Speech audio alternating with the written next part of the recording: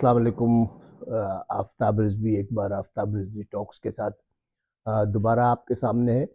तो आज की गुफ्तगू में मैं ज़रा दो तीन चीज़ों की वजाहत करना चाहता हूँ। पहला तो ये है कि मैंने जो अपनी पहली पोस्ट डाली थी माँ का मुसल्ला, उसके शायर का नाम मुझे उस वक्त मालूम नहीं था, लेकिन अब मुझे पता चला है कि ये कोई शायर है खुर्रम ज़फ़र साहब। ये उनका कलाम है। बहरहाल खुर्रम ज़फ़र साहब, बहुत बहुत शुक्रिया आपका। अगर ये आपका कलाम है, मैं आपसे वाकिफ़ नहीं हूँ, लेकिन बहरहाल इस नज़्म ने आपसे मुतारिफ़ करा दिया है। आप यकीनी तौर पर एक बहुत ज़हीन और काबिल इंसान हैं। आपका बहुत बहुत शुक्रिया। दूसरी बात ये थी कि मैंने ये कहा था कि ये इस चैनल में कोई सियासी बात या मज़हबी बात नहीं होगी। तो सियासी बात का तो समझ में आता है कि आप किसी की सियासत पे गुफ्तगू नहीं करेंगे, मुल्की या अमरीकी या कैनेडियन किसी भी सियासत पे।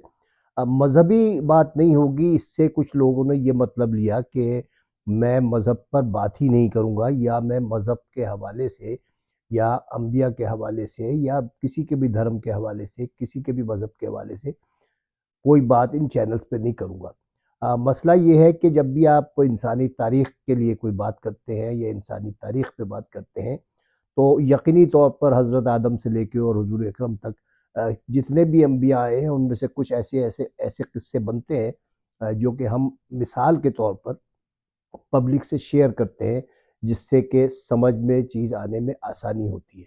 तो रिलीजियस ना होने का मतलब ये है कि इसमें किसी रिलीजन के ख़िलाफ़ बात नहीं होगी, इसमें किसी रिलीजन की तबलीग नहीं होगी, किसी रिलीजन से नफ़रत नहीं दिलाई जाएगी, बल्कि जो हवालाजात हैं इंसानी तारीख़ के, जो कि 10,000 से 15,000 साल पुरानी तारीख़ है, उसमें कहीं न कहीं मज़हब ज़रूर आता है। तो उस गुफ्तगू में यकीनी तौर पर कहीं मज़हब आएगा। इसके अलावा ये कि मेरी कुछ तकारीर हैं जो ऑलरेडी इस यूट्यूब पे पड़ी हुई हैं, वो भी शायद यूट्यूब इसी पे चैनल पे जमा कर देगा, उसमें भी काफ़ी मज़हब के हवाले हैं। तो कोई इससे ये ना समझे कि मैं तज़ाद का शिकार हूँ, कहा कुछ था, कर कुछ रहा हूँ, तो मैंने कहा मैं इसकी आपको वज़ाहत कर दूँ। आज जो मैं एक आपसे मौज़ू डिस्कस करना चाहता हूँ, वो है मेरा पसंदीदा मौज़ू, जिसको हम फ़िलैंथ्रोपी कहते हैं, कि फ़िलैंथ्रोपी ये कि चैरिटी करना या किसी की मदद करना या किसी के काम आना। तो बज़ाहिर ये लगता है कि आपके पास जो चीज़ इज़ाफ़ी है, वो आपने किसी को दे दी तो ये मदद हो गई। लेकिन ये कि मेरा अपना मुशाहिदा ये है कि जो चीज़ आपकी ज़रूरत की हो, और अगर आपके सामने कोई और ज़रूरतमंद आ जाए और आप उसको वो चीज़ दे दें, तो उसको चैरिटी कहते हैं।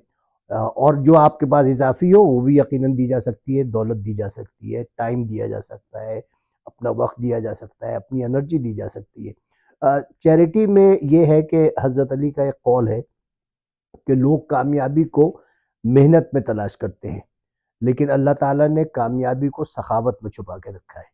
आप ये देखें कि दुनिया में जितने लोग भी सखी हैं, तबीयतन सखी हैं, दिल के सखी हैं, वो ज़िंदगी में कामयाब बहुत हैं। अगर आपको अपनी दौलत गरीबों में शेयर करने की आदत है, अगर ज़रूरतमंदों में आप बाँट सकते हैं अपने रिसोर्सेज़ को, और रिसोर्सेज़ ज़रूरी नहीं है कि पैसे ही आप तक़सीम करें, ज़रूरी नहीं है कि आप खाना ही तक़सीम करें।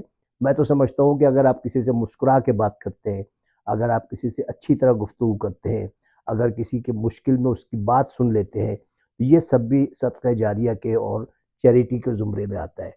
तो मेरी सी मुख्तसर सी बात है ये कि ये बात याद रखना चाहिए सबको कि दुनिया के जितने भी इकोनॉमिस्ट हैं या जितने भी मईशतदान हैं या हिसाबदान हैं, रियाज़ीदान हैं, और उनसे अगर आप कहें कि भई अगर 6 में से 2 निकाल दिए जाएँगे तो जवाब क्या आएगा? तो वो सब का एक मुत्तफ़क़ा फ़ैसला होगा कि इसका जवाब 4 आएगा। लेकिन अल्लाह का हिसाब एक ऐसा है कि अगर आप अल्लाह के हिसाब में से 6 में से 2 अल्लाह की राह में खर्च कर देंगे, तो फिर जवाब 4 नहीं आएगा, जवाब फिर उसका ज़्यादा आएगा, 8 आएगा या 12 आएगा या 15 आएगा, और ये ज़िंदगी भर पलट-पलट के आता रहेगा।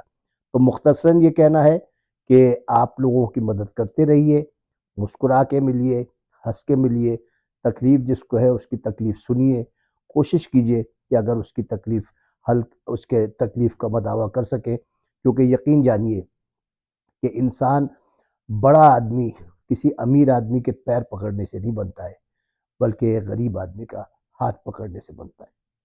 इंशाअल्लाह अगले हफ्ते फिर हाज़िर होंगे। इजाज़त दीजिए।